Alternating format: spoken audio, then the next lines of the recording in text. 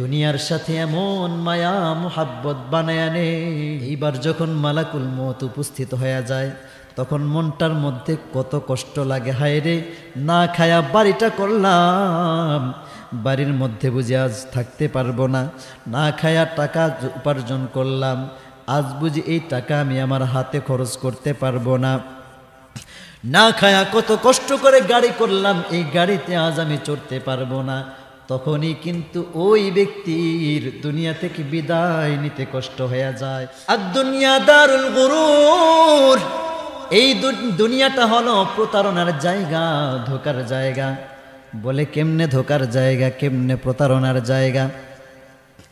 আমাকে লোভ লাগায়া লাগায়া আমাকে দিয়া বাড়ি করাইলো, আমাকে লোভ লাগায়া আমাকে ধোকা দিয়া সম্পদ করাইলো, আমি টাকা উপার্জন করলাম, সব কিছু করলাম, কিন্তু নিষ্ঠুর এই দুনিয়া যখন আমার ভোগের সময় হয়, বাড়িতে থাকার সময় হয়, গাড়িতে চলার সময় হয়, আমার যখন উপার্জনের সময়, উপার্জনগুলো আমার ব্যয়ের সময় হয়, তখন এই নিষ্ঠুর দুনিয়া বলে যা যা, তোর সাথে আমার কোনো সম্পর্ক নাই।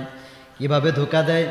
আমরা মনে করি সামনে যে আকাশ একটু গেলেই ধরতে পারবো, কিন্তু কিছু দূর যাওয়ার পরে দেখি না আরও যাইতে হবে, আসমানটা আরও দূরে চলে যায়, এরপরে দেখি যে না আরও যাইতে হবে, এরপরে আসমানটা আরও দূরে চলে যায়। এইভাবে মনে হয় কিছু দূর গেলে আসমান ধরতে পারবো, কিন্তু আসমান আমাকে ধরা দেয় না, আকাশ আমাকে ধরা দেয় না। আমি এইভাবে পার করতে করতে দৌড়াইতে দৌড়াইতে আমি আমার সময় নষ্ট করলাম, কিন্তু আমি আকাশ ধরতে পারলাম না। এই দুনিয়ার জীবন, দুনিয়ার জিন্দেগি আমাকে এইভাবে ধোঁকা দেয়। আমাকে ধোঁকা দিয়া বলে বাড়ি করো, আমাকে ধোঁকা দিয়া বলে গাড়ি করো, আমাকে ধোঁকা দিয়া বলে নামাজ পড়ে পড়ো, আগে তোমার ব্যবসায় যাও, আমাকে ধোঁকা দিয়া বলে হজ পড়ে করো, টাকা উপার্জন করো, টাকা জমা করো, তুমি আগে বাড়ি করো, 5 তলা বিল্ডিং করো। এইভাবে আমাকে ধোঁকা দিয়া দিয়া বলে যে হজ পড়ে করতে পারবা, নামাজ পড়ে আদায় করতে পারবা, নেক আমল পড়ে করতে পারবা। কিন্তু এই যে আজকে গাউসিয়ার মাটিতে জমিনের দাম অনেক, এখন যদি তুমি 5 লক্ষ টাকা দিয়ে হজ করো, 2 বছর পরে ঠিকই তুমি হজ করতে পারবা, কিন্তু 2 বছর পরে তুমি আজকের 1% জায়গা তুমি 2 বছর পরে 5 লক্ষ টাকা দিয়ে পাইবা না। বাল তুসিরুনাল হায়াতাদ দুনিয়া, অথচ তোমরা এই দুনিয়ার জীবনকে, এই দুনিয়ার জিন্দিগিকে তোমরা প্রাধান্য দাও। দুনিয়া দারুল গুরুর, যেই দুনিয়াটা হলো ধোঁকাবাজির ঘর, প্রতারণার ঘর। ওয়াল আখিরাতু খায়রুন ওয়া আবকা, আল্লাহ পাক রব্বুল আলামিন বলেন ওই পরকালের সময়টা হবে চিরস্থায়ী, চিরস্থায়ী শেষ হবে না। রাসূল করিম সাল্লাল্লাহু আলাইহি ওয়াসাল্লাম বলেন ওয়াল্লাহি মাদ দুনিয়া ফিল আখিরাতি ইল্লা মিসলু মা ইয়াজআলু আহাদুকুম ইসবাহু ফিল ইয়াম্মি ফালয়ানজুর বিমা ইয়ারজিউ। এই দুনিয়ার জীবন, এই দুনিয়ার জিন্দেগি পরকালের তুলনায় তেমন, তোমাদের কেউ মহাসমুদ্রের মধ্যে তার আঙ্গুল ঢুকাইয়া দিক, আঙ্গুল দেওয়ার পরে ওই আঙ্গুলের মাথায় কতটুকু পানি আসবে সে দেখুক, তার আঙ্গুলের মাথায় কতটুকু পানি এসেছে। ওই সামান্য পানি মহাসমুদ্রের কাছে কতটুকু, অস্তিত্ব কোথায়? এই দুনিয়ার জিন্দেগি পরকালের জীবনের কাছে, পরকালের কাছে ঠিক তেমনি। মুফাসসিরিন ইকরামগণ বলেন এই জমিন থেকে নিয়ে আসমান পর্যন্ত যত শূন্য স্থান আছে, যত খালি জায়গা আছে, এই খালি জায়গাটুকু যদি সরিষার দানা দিয়ে ভরপুর করে দেওয়া হয়, 1000 বছর পর একটা পাখি, শুধু একটা পাখি 1000 বছর পর পর এই গোটা দুনিয়ার শূন্য স্থানকে পূর্ণ করে দেওয়া সরিষার দানার থেকে যদি ওই পাখিটা 1000 বছর পর পর একটা দানা ভক্ষণ করে খায়, মুফাসসিরিন ইকরামগণ বলেন একদিন ঠিকই এই শূন্য স্থানের সব সরিষার দানা শেষ হয়ে যাবে, কিন্তু আখিরাতের জিন্দেগি শেষ হবে না। এই দুনিয়ার খেলা একদিন শেষ হয়ে যাবে। আল্লাহ পাক রব্বুল আলামিন বান্দাদের হিসাব নিকাশ নিবেন, নেককারদেরকে জান্নাতে দিবেন, বদকারদেরকে জাহান্নামে দিবেন। মউত নামক প্রাণীটাকে জান্নাত এবং জাহান্নামের মাঝখানে জবে করে দেওয়া হবে। এইবার জাহান্নামীদেরকে ডাক দিয়ে বলা হবে ইয়া জাহান্নামীরা, খুলুদুল লা মাউতা ফিহা, তোমরা এই জাহান্নামের মধ্যে চিরকাল বসবাস করতে থাকো। এই যে মউত নামক প্রাণীটাকে জান্নাত জাহান্নামের মাঝখানে জবে করে দেওয়া হলো, এই জাহান্নামের শাস্তি থেকে বাঁচার জন্য, এই জাহান্নামের আযাব থেকে বাঁচার জন্য মৃত্যু কামনা করবা, মৃত্যু আর হবে না। মউত নামক প্রাণীটাকে জবে করে দেওয়া হলো। এরপরে জান্নাতীদেরকে ডাক দিয়ে বলা হবে, ইয়া আহলাল জান্নাহ খুলুদুল লা মাউতা ফিহা, ও জান্নাতীরা, জান্নাতে তোমরা চিরকাল থাকতে থাকো, চিরকাল বসবাস করতে থাকো।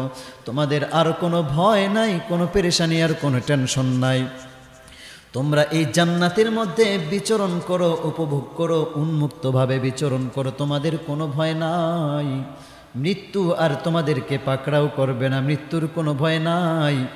এই যে মৃত্যু নামক প্রাণীটাকে জান্নাত এবং জাহান্নামের মাঝখানে জবে করে দেওয়া হলো, ওই জান্নাত হবে মুমিনের জন্য উন্মুক্ত ভোগের স্থান, আর জাহান্নাম হবে বেদিনের জন্য, কাফেরদের জন্য হবে কারাগার। আর দুনিয়া সিজনুল মুমিন, এই দুনিয়ার জীবনটা, এই দুনিয়ার জিন্দেগিটা মুমিনদের জন্য হলো কারাগার।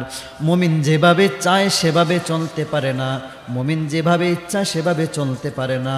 মুমিনের জন্য দুনিয়াটা কারাগার, মুমিনের জন্য জান্নাত হলো পরকাল, আর এই দুনিয়ার জিন্দেগিটা হলো কাফেরদের জন্য জান্নাত।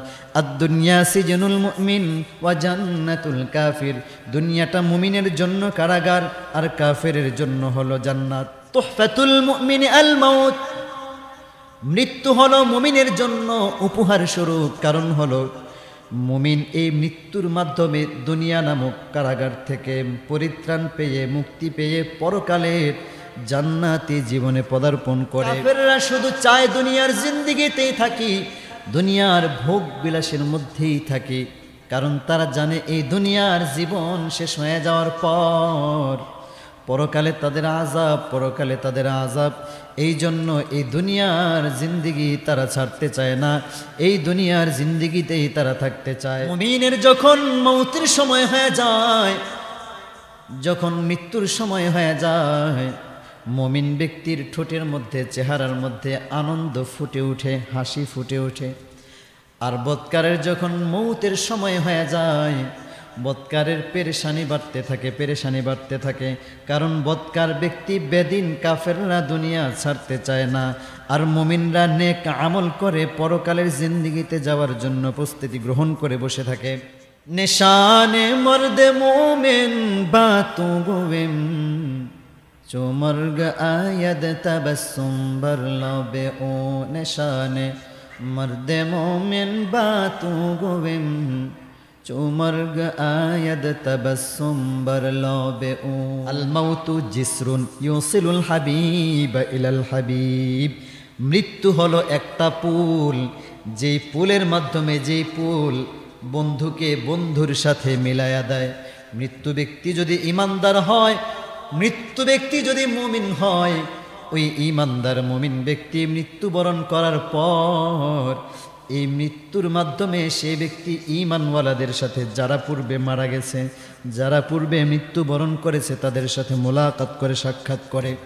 মালাকুল মউত উপস্থিত হয়ে যায়, ওই নেককার বান্দাকে লক্ষ্য করে বলে, ইয়া আইয়াতুহান নাফসুল মুতমাইন্নাহ, হে প্রশান্ত আত্মা, প্রশান্ত হৃদয়, বের হয়ে আসো। ইরজিই ইলা রাব্বিকি, তুমি তোমার রবের নিকট ফিরে যাও, তুমি তোমার রবের কাছে চলে যাও। রাদিয়াতাম মারদিয়া, সন্তুষ্ট এবং সন্তোষভাজন হয়ে। ফাদখুলি ফি ইবাদি, এরপরে তুমি আমার বান্দাদের অন্তর্ভুক্ত হয়ে যাও, বান্দাদের দলে তুমি প্রবেশ করো। ফাদখুলি জান্নাতি, এরপরে তুমি জান্নাতের মধ্যে, আমার জান্নাতে তুমি দাখিল হও, প্রবেশ করো।